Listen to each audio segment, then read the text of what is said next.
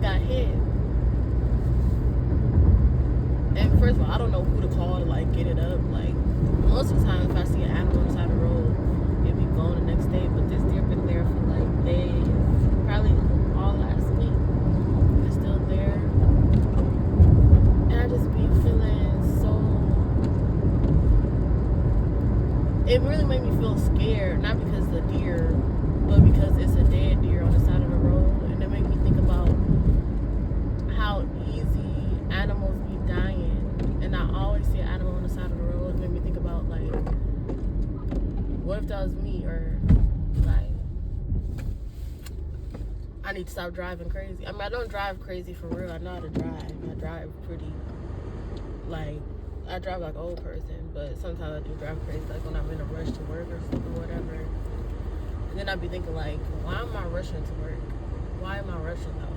I haven't been late. I have probably been late like one time or two times since I started in April 2021. So if I'm late, then I'm late. Then oh well, everybody be late all the time. They'll be caring. People be doing crazy stuff at work. They just get excused. Like my boss, she just overly nice, too nice. All the people that need to be fired should have been fired months ago when she first started. But she just. So if I'm late, then I'm late. So I need to like think about it like that when I'm rushing to work. Like I'm never late. I've been late twice. So that me seeing a deer on the side of the road every single day. Every time I see that deer, I stop speeding because I'm like, it's too easy to get hit, quote unquote, or like literally just it's too easy to die, like literally. And I'm like, I want to live as long as I can. Obviously, it's inevitable. Like whatever happened, but and I can't change it, or nobody can change it, but I can at least lower the probability, by driving safely, not rushing to work, because who really cares? This is not my end goal. It's just a job. I love my job, but it's not what I really want to do for the rest of my life. I'm just doing it right now to fund my actual goals, yeah. And I'll be thinking about like, and then after I think about that, I think about what if I did get in a car accident and pass away, and think about my baby immediately. Like, I think about my baby immediately, like, who's gonna take care of her? Which I know her family will, but who's gonna take care of her like how I do? Or I think about like how hurt she would be, because she'd be okay without me, like for some hours, but she gonna start saying mama eventually. And then I think about like people that have kids that pass away and they have to take care of their grandkids, like how painful that gotta be when the kid keeps saying mama or the kid keeps saying daddy, and knowing that the mama or daddy is your kid and they're gone. Like, that gotta be the most painful thing in the entire world. I would never want my mama to feel that, or my dad, or anybody, or my baby. Like, that's just so painful. I can imagine that. That's like the most painful thing in the world. And then I think about like yeah, how my mama would feel, how my dad would feel.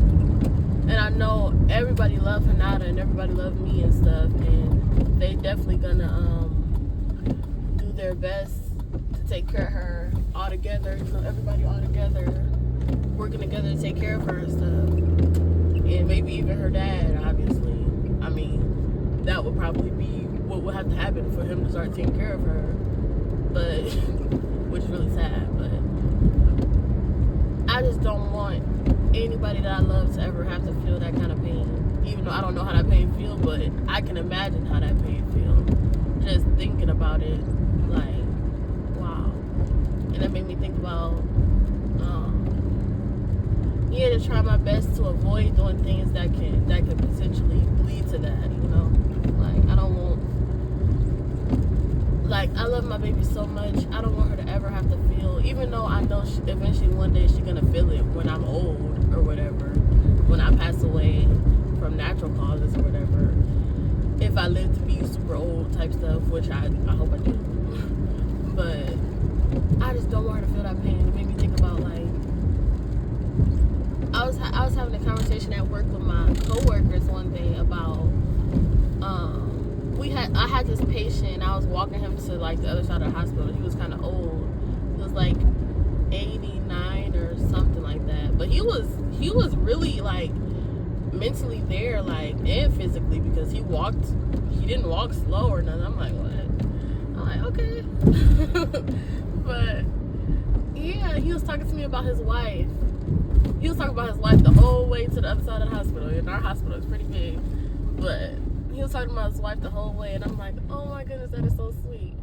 And he was going on the other side of the hospital to meet his wife because they was parking, because they was on the wrong side, so they was parking on the other side. So I walked him over there, and so he was like 89. He was like, he'd been married to his wife for like 60 years or something like that. And then he said he'd been married to her for 60 years, and they've been together for since they was like 12 years old or something like that.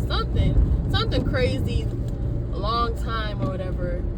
He just kept talking about it like, oh my goodness. And I'm just like, wow. I'm like, he was like, we got this many grandkids, and we have this many great grandkids and all this stuff, and we be going on trips together and all this stuff. And I'm like, wow.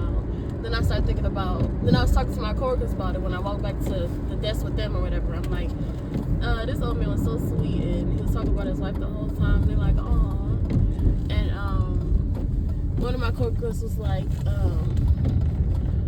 I just wouldn't want to be in a relationship like that because I don't want my spouse to like die and then I'm alone or sad or, broken because I've been with them for so long and stuff like that.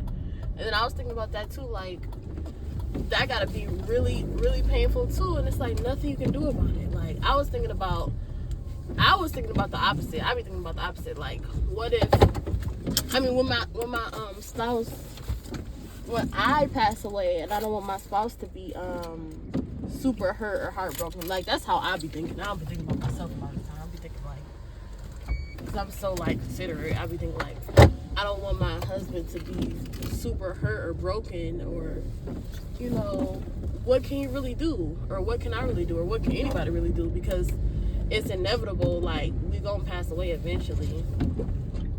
And it's like nothing you can do about it. Like, it seems so painful. Like, there's nothing you can do about it. You just gotta adapt to the change and just learn how to live without it and stuff like that. Like, all of that came from me seeing that deer, like, literally. That's how my mind be operating. That just, I hope they get that deer up.